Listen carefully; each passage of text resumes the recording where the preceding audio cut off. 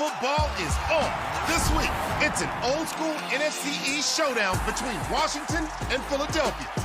It's Jayden Daniels and the Commanders versus Jalen Hurts and the Eagles. Touchdown. Commanders, Eagles at 7 p.m. Eastern, only on Prime. Burgundy Ballers, welcome back to another episode of the Ballin and Burgundy podcast. Yeah, myself, Andrew, Quiz, and Chris, we got the three fellas on. Justin's obviously out working with fellas. How are we feeling? Feeling good. It's a big week. Came off sort of a tough week, not the result we were hoping for, but a chance to rebound, hopefully pick up a win. Yep. We got some stuff to talk about, though. Yeah, we do. Chris, how you feeling? How the hell do you think I'm doing? Hey, man. There's some bullshit. Hey, man. I mean, obviously, guys, I didn't have an episode coming out yesterday. It's just been hectic with schedules and whatnot, and it didn't feel like a good idea to kind of rush things without giving good quality. So if you head over to all of our social medias, Instagram and TikTok at Ballin and Brady Podcast, Twitter at BIB Podcast 12, you can see our reactions tweeted, and we've got reels up right now. So if you wanted to go say, man, dude, that Steelers game should have gone our way, we'll respond over here on all three of these social media platforms. And if you haven't already, before we get into things, like and subscribe here on YouTube. We're on the road to 500 subscribers. We're nearly 100 away. We're sitting at about 406. So when you subscribe, it helps us here at the channel get more guests, more content, more good stuff out for you Commanders fans and all of our NFL fans. If you're an Eagles fan, Cowboys fan, Giants fan, AFC East, NFC East, whatever fan of a team you are, we'll get a little bit of that content here on BIB, but you got to hit that subscribe button and have that post notification bell every time that we upload. Hey, let's talk about this because this will come out Wednesday. You'll be like, why is this coming out on a Wednesday? Because we are hitting prime time, baby. 8:15 p.m. Up 95 up into Pennsylvania. Heading to Lincoln Financial Field, the home of WrestleMania 40, where my tribal chief, Roman Reigns, lost the WWE Championship. We ain't talking about that right now. No, our Washington Commanders, 7-3, go on the road to face the 7-2 Philadelphia Eagles. Chris, you were saying earlier how they were overrated. I was saying how they were properly rated. Andrew was somewhere in the properly rated community. So how are we feeling against a old school NFC East rival? I feel all right. I feel all right going into this game. I know we can beat these guys. Not the 07 Patriots. They're not the 72 Dolphins, the 06 Bears, or the 06 Colts, or the 91 Redskins. They're not any of those teams, okay? I know we can beat them. We've done it before. Hell, we beat them when we were 8, and they were 8-0. Okay? And look, you know what's crazy about this game? It's what? The same date as 2 years ago when we beat them on Monday night with Taylor Heineke. And we're wearing white on whites too. I don't know, bro. And not only that, I know if we can almost beat this team with a horrible coaching staff and Sam Howell last year, I know we can beat them this year. Fair. You know? Like, fair. This team is not all that. All right. I see how it is. Andrew, how you feeling? Before Andrew goes, they have played some trash teams over the last couple of weeks. It's true. Fair. Yeah. I'm gonna be honest, sort of like the Steelers game, I'm a little nervous. I feel like this game could go either way. We're both great teams matching up, 7-2, 7-3. We haven't played them yet this season. We still have 2 games coming up against them, but they've got a lot of talent on their roster. They got Saquon, they got A.J. Brown, they got Jalen Hurts. They've got a stacked line. They've got 2 great rookie cornerbacks. Yep. I feel like on paper, they have a more talented roster. But I still feel like we are going to be able to come to Philly and really put up a fight with them. I think there's still a good chance that we win this game, and it's a big one. If we win it, we're going to be right back in first place in the division, and we're going to be in good space. But if we lose it, it's going to make it tricky because it makes the next time we play them a must-win game. Yeah. Otherwise, we probably will not win the division. So this is sort of the big competition in our division this year. It's us and them. Yeah, it's going to be real interesting. In the last 10 games, stepping back to August or September 2019, the Eagles are 7-3 in our last 10 matchups. We won 32-21 with Taylor Heineke. We won 20-14 January 3rd, 2021, and we won 27-17 in September 2020. Since then, 31-34 last year and 38-31 last year. So like Chris said, we can beat this team, and we have done well, relatively well, with a worse roster. But to Andrew's point, Jalen Hurts, Saquon Barkley, who is probably in Offensive Player of the Year voting contention, one of the best running backs in the league. Chris, I think you would agree. When healthy, Saquon is one of the best backs in the league. And then Derrick Henry are the top two for that category right now. Yeah. Chris, would you agree with that? Yeah, I can. He said I can. A.J. Brown, Devonta Smith, our Jahan Dotson. This could be a quote unquote revenge game. For him, a good offensive line, a good defensive line. You got Zach Bond, a Kobe Dean, the two rookies and Quinion Mitchell and Cooper DeShee. Like, it's a good roster. Mm-hmm. And they shellacked the Dallas Cowboys just the other day. But I think we can do some damage against this team. This was a stat I was not expected to see. So going after week one, our pass defense was ranked 29th in the league, right? One of the worst. Awful, atrocious, abysmal. Do y'all know what our pass defense is ranked now? What? 6th. Oh, They don't play get like outta the here. 6th ranked pass defense. They don't. Think about this. Is this PFF? This is from Nikki Javala, so it could be PFF, but I think this is just based on stats. Because since week 7, we've let up less than 200 passing yards. Bull. I call bull. We were the 12th ranked in week 7, the 6th in week 8, the 5th in week 9, the 6th in week 10. I'm not gonna lie, that caught me off guard. I did not see that. Okay, hold on. The one I can understand is the Chicago one, because I don't even think Caleb Williams only had like 36 passing yards. It was not a lot, no. But granted, the last Giants game, we only let up like 120 something total passing yards, or 150 total passing yards. Because he had 0 to start the second half. Yep. So how many did Russell Wilson have this past week? Russell Wilson, I'll go back to the Steelers game real quick. Steelers versus Commanders. Russell Wilson, Mr. Unlimited, had 195 passing yards. Oh, shit, maybe then. Yeah. So we're doing some work. Marshawn Lattimore is going to be. Yeah, let's talk about these injuries, shall we?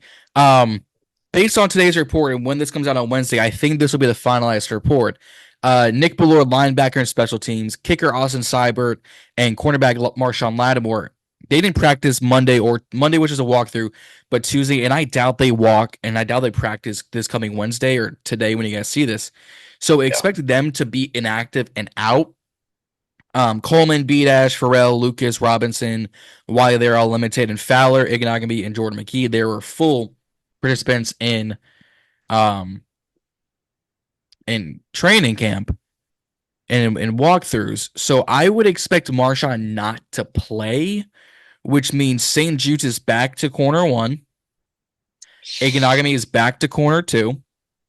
I would assume they're going to sprinkle in some Emmanuel Forbes in there, put him on.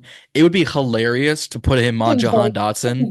Please don't. Okay, Forbes is better than Michael Davis. We've said this based on statistics. He's better than Michael Davis, so they might. And then you still have your safety room, Chin and company. Like, Chin has been balling out these past few weeks.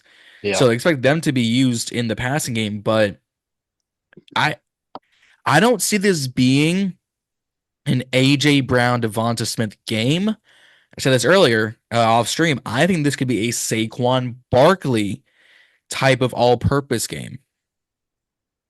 I agree with that to the extent that I think it will be a Saquon Barkley game, but I feel like without Marshawn Lattimore, with a banged up team, I feel like AJ Brown and Devontae Smith are still going to be decently involved.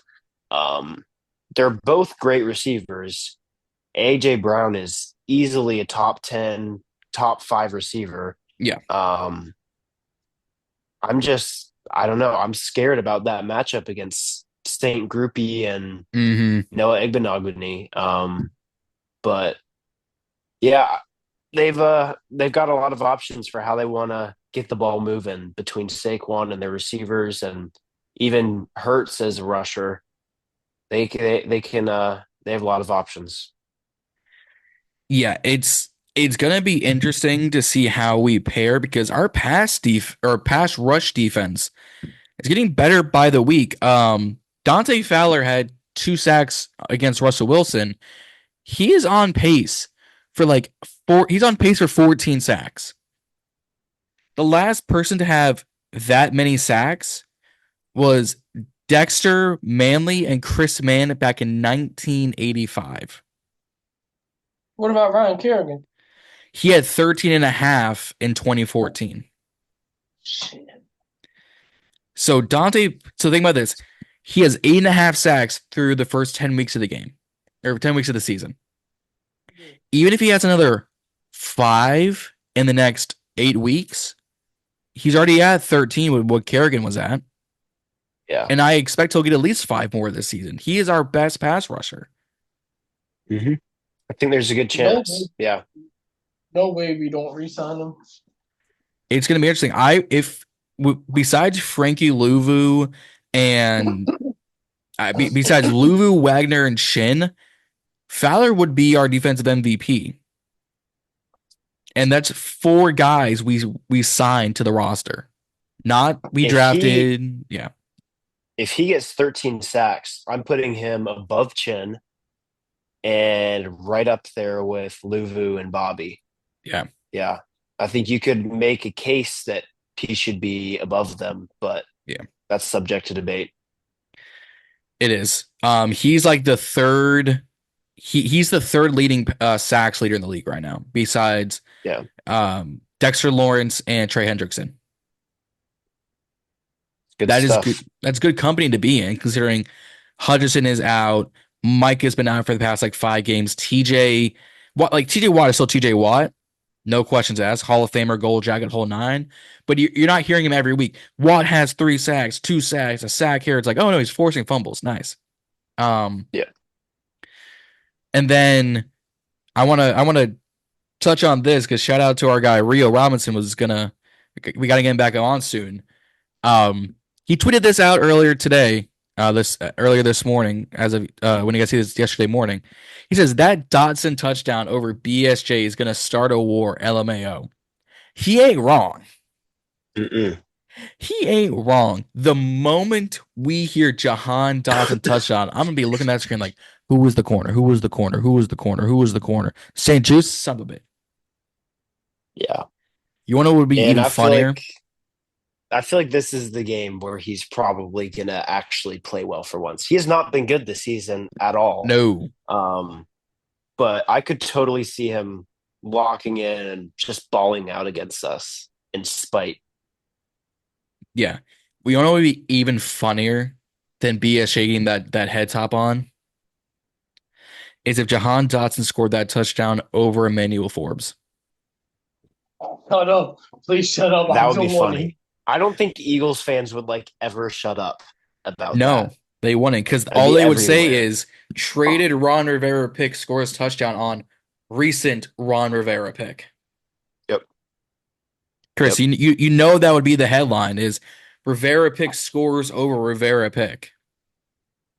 But you know what would be even more crazy? If Forbes picked it off? No. Is it if we beat him? That'd be great. I need us to win this game. Like Chris said, or like Andrew said, it's gonna be a must-win kind of game. And thinking about this is the other thing. So we played twice this year, but Zach Berman, NFL insider and journalist, he says, but it's rare for a game to have this type of juice. The last time both teams had records more than one game over 500 entering the game, November 26th, 2000. Whoa. It's a long time ago. 24 years ago. None of us were born yet. None of us were a twinkle in the eye. 9/11 hadn't happened yet. iPhones weren't really out like that. You weren't having 24 years ago. You want to know who the quarterbacks were at that time? Hold on. Let me guess. Go ahead. Let me guess. All right. So for the Eagles, Donovan McNabb. Yep. And for us, Brad Johnson. If not Nope. Brad Johnson, Jeff George. Yep, a sophomore Donovan McNabb and Jeff George were the quarterbacks. Mike Mamula had a sack for the Eagles, and Skip Hicks was the leading rusher for us. Those are names you couldn't trivia me on. Oh, what's the kid from 2000? Skip, correct. Huh? 24 years ago. The last time Stephen A had a credible hairline, 24 years ago. I think we lost that game. We might have. I'll go back and go back in the yearbooks and look. But yeah, these are the types of games, and mind you, it's prime time games. This isn't a 1 o'clock or a 4:25 or a 4:05. This is 8:15. The lights are shining bright. Our second prime time game. So we need to win this game. We need to say, hey, this is our division. We will host a playoff game, and we are easily a top 6 team in the league. I don't think we're better than the Lions, and I think the Chiefs and Ravens are obviously better than us. Yep. So with that being said, it's time for the meat and potatoes. It's time for the bread and butter. It's time for them score predictions. You already know how we do this, y'all. But if you haven't, before we get into that, if you haven't already, like and subscribe here on the video. We're on the road to 500 subscribers. It takes 2 seconds of your time, and it's absolutely free. Instagram and TikTok at Ballin and Birdie Podcast. Twitter, BI Podcast 22. But Chris, I'm going to start with you. What is your score prediction, sir? Who, me? Yes, sir. Let's see. All right, so I'm gonna go Redskins 28. Ooh. Eagles 24. Ooh, okay. Very similar to his last Steelers game with that 28. Andrew, what are you thinking, my friend? I'm going to try to mix it up a little. I feel like this could be a high-scoring game. I think both offenses are going to come out and really fight to put points on the board. So I'm going to say it's going to be close. I'm going to say 33-30, and I have the Commanders winning. I was about to say, if you pick the Eagles winning, I'm coming through my phone and I'm slapping you. Let's just say that I thought the Commanders had a chance against the Steelers, and then that happened. So I'm not always all wrong, Chris. Andrew's into realism because let's be honest, that game could have been ours by 12 points, and we could have lost that game by 12 points. Yeah, we left points on the board. So y'all are going above a 25-point game. Andrew has 33. Chris, you are at 28. I'm going to go with our Washington as I'm wearing our white jersey. These jerseys just mean more as we're winning. I'm going to go 30-27. I think it's going to stay pretty much neck and neck. I think we could take like a 3-point lead and then they'll score. And then they'll take a slight lead and then we'll score kind of thing. But with the Cyber probably out again, there's going to be a Zane Gonzalez game. And I think he nails the game-winning field goal to send us to 8-3 at Philadelphia. And we come home and we get about a week off before the first Dallas game, which we've already got plans for that. I'm already talking with a few people, a few men from the north, a few men above the border, but we ain't talking about that right now. But Andrew, you have 33-30. Chris, you got 28-24, and I've got 30-27. Any closing remarks as we head in to prime time? Shut Jahan Dotson down. I do not want to see him getting a catch. Not a single catch. All right. Not Whoever's one. guarding him. Nope. All right, Chris. This means Forbes is going to be on him, so Forbes has got to become a lockdown corner. Shut up. Just shut up. Shut up. Shut up. You already know, man. Hey, if he comes out and does not let up a touchdown, you're going to apologize to him. That's all I'm going to say. Oh, hell no. Hell no. I'm going to apologize. Hey, The hell man. you want, crack? No, I think I'm good. I think I'm good this time. I'm not on any narcotics. We do not can endorse nor support those theories of me on that 14 grams of crack. I'm not on it. But no, let's head into Thursday. I almost said Sunday. Let's head into Thursday. Let's show why the bright lights are not too bright. We got to turn them a little bit higher for us to get on top. Let's make sure we turn these Eagles into some caged birds, all right? And let's make sure Saquon doesn't run all over us, because if Saquon gets more than 13 carries, he's probably breaking at least 100 yards in that game. Yep. At least. Maybe less. Maybe less. It would. I mean, fantasy-wise, I need him to perform, but I do not need our Commanders to perform, because that's more important. But again, let's head into Thursday. Let's head into prime time, and let's show why the NFC East is our division to win. Let's raise hell on Sunday. Let's represent the Commanders wearing your all white if you're going to the game. And don't forget, guys, to stay balling. We'll see y'all out there.